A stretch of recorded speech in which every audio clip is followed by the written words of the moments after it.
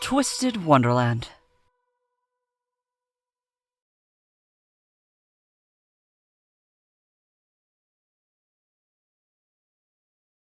Wow!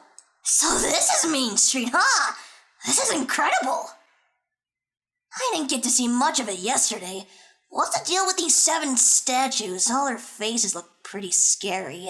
Like this lady here looks like she's got some real anger management issues. You don't know the Queen of Hearts? Queen of Hearts?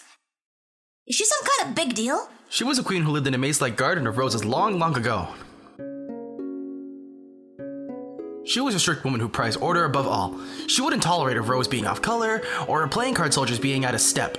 She basically ruled over a kingdom of madness, but not one of her subjects dared to defy her. You wanna know why? Because of the punishment for breaking a rule was immediate decapitation. That is seriously messed up. Pretty cool, right? I'm a big fan. I mean, who would bother to obey a queen that was kind all the time?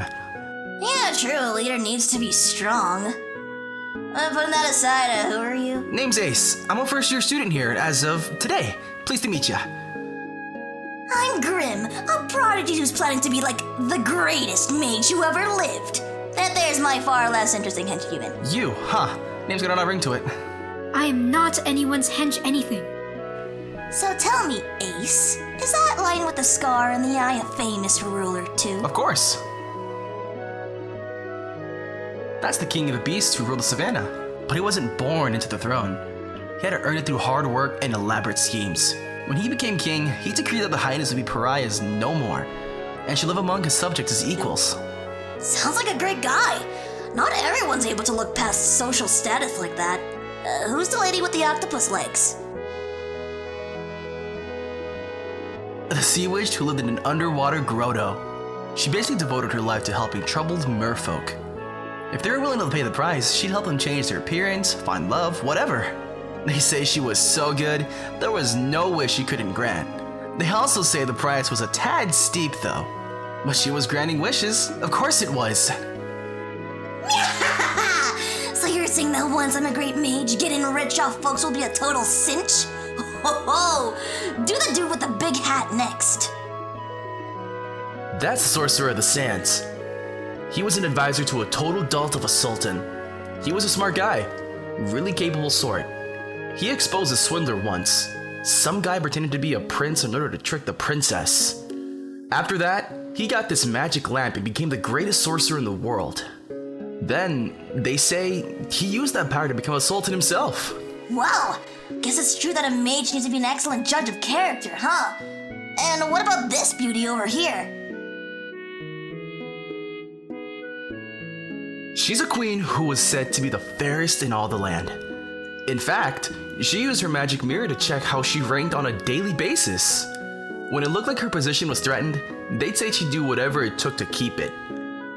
Can you imagine the level of dedication it would require to keep a record like that? Also, they say she was a master of making poisons. Jeez, she's pretty, but that sounds kind of scary. You think so? I gotta respect the hustle. For sure. Sounds like she fought hard for what she believed in and never gave up. And the one over there with the flaming head. Now that guy looks scary. That's the king of the underworld. Single-handedly ruling a kingdom packed with rambunctious spirits that takes competence. He may look scary, but he was a straight shooter who worked tirelessly at a tough job he never even asked for. I mean, this is the guy who was ordering Cerberus, the Hydra, and the Titans into battle for him. That is something. To think he could have that much power and not let it go to his head. And that last one there, with the horns. That's the Thorn Fairy who lived in a mythical mountain. She was noble and elegant, and a master of magic and curses, even by the standards of these 7. She commanded storms, covered the kingdom with thorns. She could even use magic on a massive scale. She could even turn herself into a giant dragon. Oh, a dragon! What all monsters yearn to be. Pretty cool, huh? Not like some piddling weasel.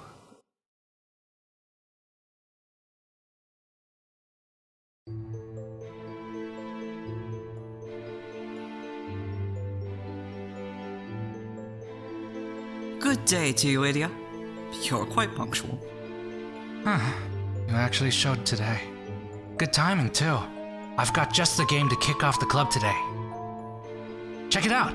I snagged an early copy of the new edition of Magical Life. Well, now if I recall, that board game is a popular one. Yep. You move your car along the board as much as the dice lets you. And along the way, you can get married, buy a house, or blow it and go bankrupt. It's the ultimate board game themed around life's many magical experiences. So, the game's exactly what it says on the tin. Come on, why not act like a member of the board games club for once and roll some dice with me?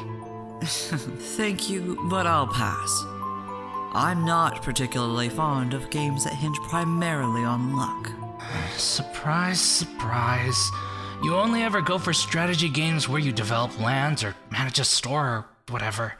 Don't you get tired of having to think about every single move?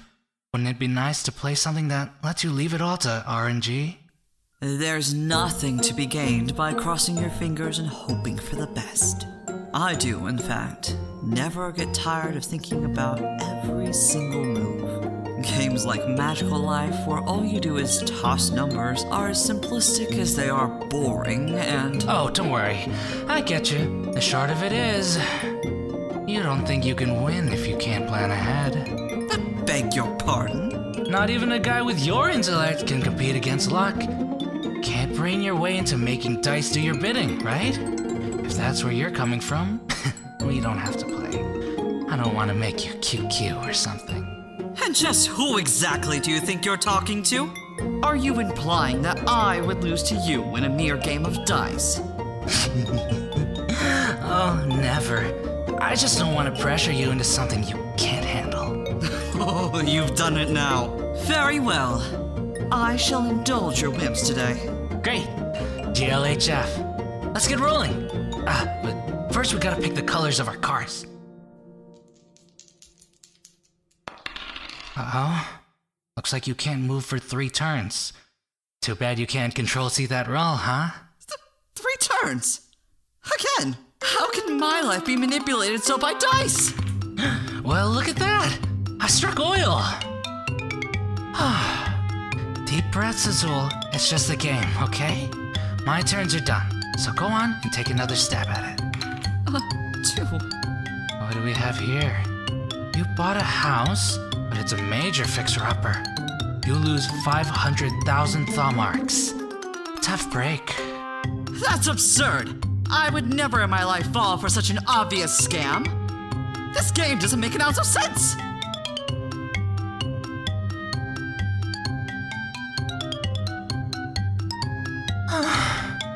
Azul sure was a sight to behold last week. I thought he'd start foaming at the mouth.